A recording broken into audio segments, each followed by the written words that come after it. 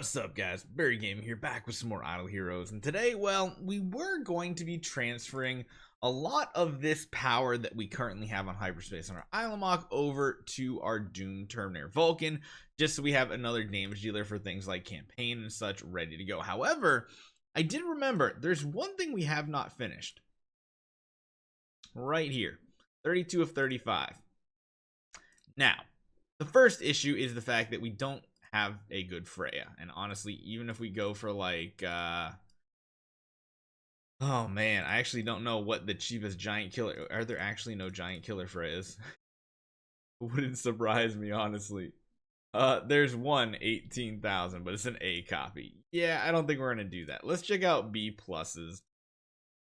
So honestly, what we should be doing is looking for the highest attack ones possible. We could grab this copy, 5,500. I think I like that, actually.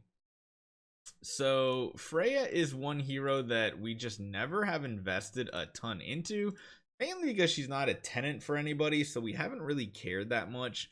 But this would decently power up the hero. Just to show you guys, 16.2. Let's actually buy that, because I feel like that's something we've been lacking for a very, very long time. Is actually just a decent Freya copy. So let's go back over to this. Let's see the price differences here. Yeah, I kind of just want to buy something out, to be honest. 2,200 is not bad, although what's the cheapest other one we could do? 55 versus 43. 12,000 is quite a bit, or 1,200 is quite a bit. I think I'm just gonna buy it out. Why not? I need to not show this to you guys right here. Nuh-uh, no way, no how. I'm gonna buy it out. Verified. Cool. So now we can jump into the game. We can buy out a copy, and basically it's just all the resources we've gotten from this Chinese New Year event, which is kind of cool. And now what we can do is we can jump in here. Oh, not that way. Nope, that's not what we want to do. We're gonna swap this hero copy in, and now we are up to 18.2. So pretty good gains right there. Wait, whoops. I just did it on the wrong one. Oh, wasting materials in good old Barry Gaming fashion right here. Sweet. You know what? I might have made a mistake here too. What I should have looked for is any quality, not just B plus, because technically you can super low roll here. We gotta wait for this one more time. Oh my. Okay, no, I was gonna say, because like technically a B tier could be better. We could have gone with something like this for cheaper, but at the end of the day, it is what it is. It's whatever. So no, I keep clicking the arrow. Instinctively, I'm like, yeah, I need to upgrade. And honestly, do we have any hammers? Hold on, wait a minute. No, we don't have any hammers. Crit damage reduction, dot damage received. I don't really like either of those. Let's buy a few hammers real quick. Let's get this hero. Let's get it to like do that. We'll keep ourselves right at 1,000. Let's see if we can find at least a decent roll on this. So let's purify, change skill damage armor break. Hold on, we want to build it for damage, so that's actually pretty solid right here. My goodness, yeah. Okay, that makes sense. I was like, wait, why did I do what I did? It doesn't make much sense. So, yeah, we're not like in a perfectly full house or anything like that, and it doesn't really even matter what heroes we have in here. We're just using that for the speed portion, but what we're going to do is this right here. We're going to go to the transition, no, not temple, destiny transition. We actually have one more of these, which is pretty cool, but we're going to reset this for 10 souls. This is an arduous, long task to get done, but we are going to activate it, and we're going to see how her destiny transition actually is. Now, the bad part is, this takes forever to upgrade. Have you guys ever wondered how long it takes? I'll show you guys right now. You might want to skip ahead though.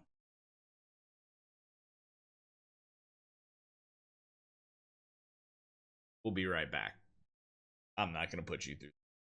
So there we go. You'll notice now that we have a lot more power on this hero. It doesn't change the attack too much. It definitely does increase it.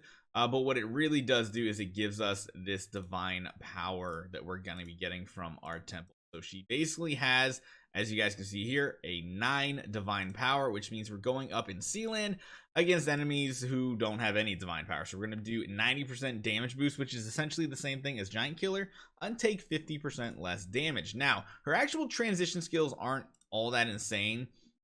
Her basically makes her transition skill makes it so that her basic attack consumes 3 layers, deals damage to random enemies, and reduces their damage reduction rounds. It's interesting. We're gonna probably still stick with the, I think, the active skill one. We do have a damage node or a CC node, so we'll see which one works out better. And of course, we have a way to lower the enemy's attack. So let's see how this turns out, even with just a crown, because, well, I don't know. Should we try the speed route? Should we see if speed actually works for this hero? I don't know if it does.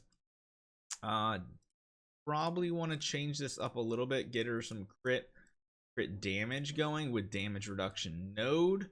The block chance is plenty high. Yeah, we only have a 40% crit chance, which is really, really low in this setup. If we don't need speed, though, we can definitely change it up. We don't have the max gear, anything like that, but let's see how this goes, because I think the last time we tried this, pretty sure we didn't have Destiny transition, and honestly, we were going with, yeah, a ton of heroes that are just adding speed and such to our team. Nah, we still don't even go first. So going the speed method probably will not pay out well, although the damage reduction from the A and B is pretty good. But I think what we're going to have to run is something like an Antlers Cane potentially. Wow, this A and B is super strong. But again, getting CC'd, all this fun stuff. I think we're going to need damage on this hero and not speed. Like, it's kind of good, but like not really good. So it's like sort of kind of maybe, although we might actually get the kill here still, but yeah, that's not going to be enough to finish out 34 and 35. I think we have to build her extremely offensive here, but also go for crit damage. Go with Antlers Cane. Go with Balanced Strike. Honestly, at this point, we go for more attack value from here. Speed is not going to matter. Not going to worry about X upgrading her. I think she's going to be strong enough. I think.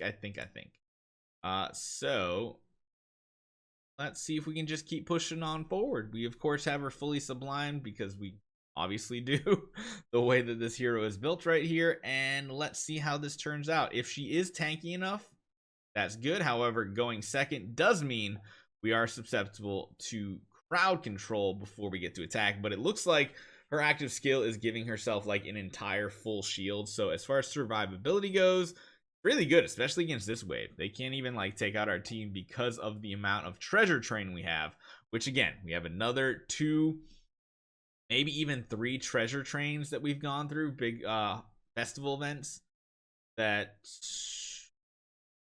seem to have given us a lot of power since we tried this last time. If we can get all these to 35, that would be absolutely cool. Oh, the stuns are so annoying. Granted, she should full heal every single time, sometimes giving herself an entire shield. Does have that dodge chance, which is really good. Yeah, generating that shield feels really, really awesome. I feel like, and that's why I said Destiny Transition is almost more powerful than just getting a Giant Killer copy nowadays. Like, it does more because you're also getting that damage reduction after all other damage reduction calculations happen. So it's extremely strong. It does suck when we do get CC'd a little bit, but because of her Destiny Transition, her using basic attacks isn't the worst thing in the world because it does proc her Destiny Transition skill. Her active does not. So it kind of like evens out. The active does more damage, but the basic does make our Destiny Transition skill go off. So it's interesting to say the least. Need to not get stunned too often. If we get stunned too often, we will die.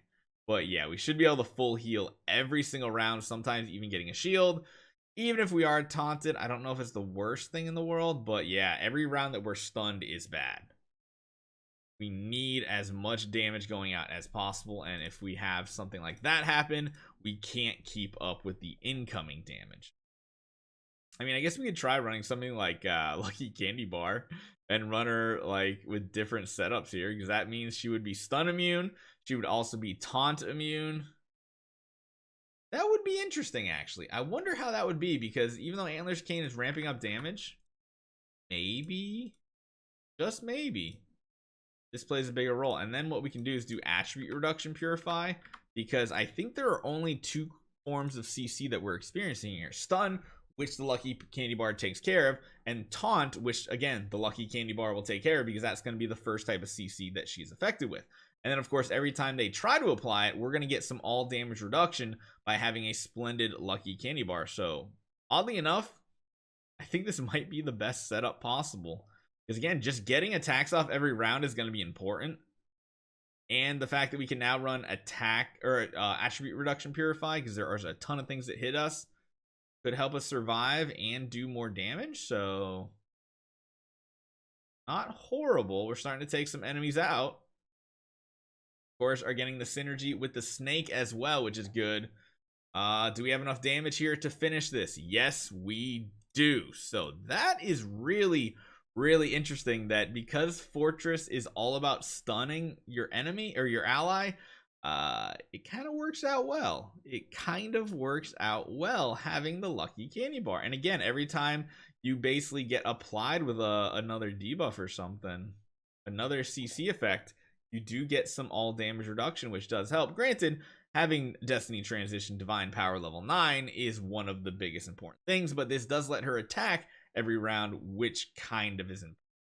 It's kind of important, if I do say so myself. Yeah, this looks like it is going to be a cakewalk here. So let's just blitz our way through to the final battle here.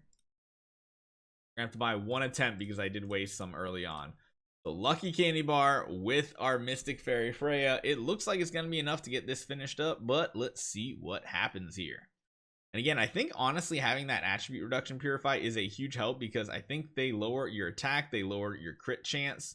And as you guys know, we need to at least crit one target on every attack so that we full heal. We don't need a crit on everybody. We just need to get a single part of our attack to crit, and then we should get a full heal, just like that. Let's see if this is going to be enough, though. And again, we only have her technically to Destiny Transition 3, so she's even missing some damaging skills. But the fact that we do that bonus... Oh, we didn't see right there. We didn't get a crit off right there. Oh, that feels so bad. That feels so bad. Maybe we should put her in the front row and keep our Rogans alive longer. I think it would. I think if we put her front row, it would keep our Rogans going.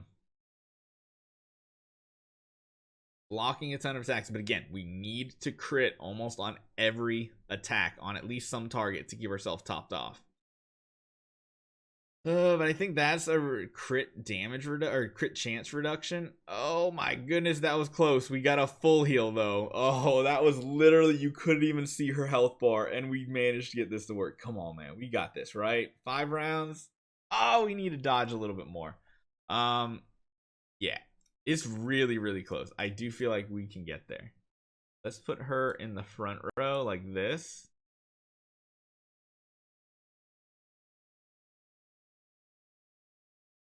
Put a panda in, maybe.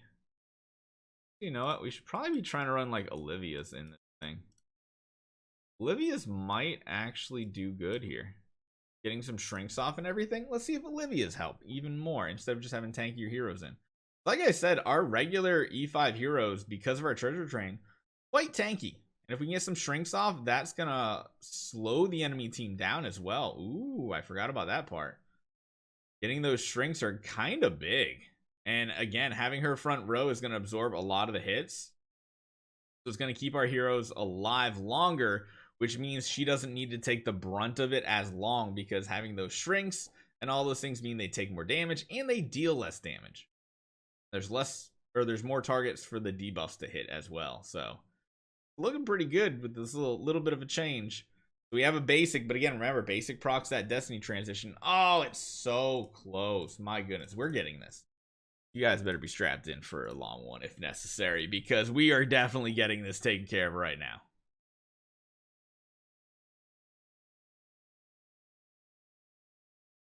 Honestly, keeping the Rogans alive as long as possible is good too, because that bloodthirst effect is a heal even if we don't crit.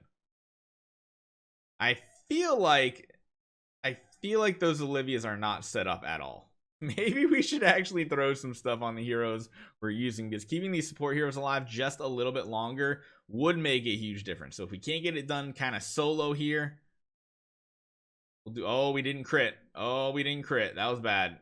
Oh, we didn't crit again. This is bad. We need to dodge. Oh, we didn't crit again. Oh, we got a crit. We got a crit. We did it. We did it. Yeah. Sealand 35. We got you done. And yeah, now we'll just take this Destiny transition off her and move it over to the hero that we wanted at the cost of some soul symbol. But we still got a ton of them. So hopefully you guys enjoy this one. Destiny transition is very powerful. I'll see you guys next time.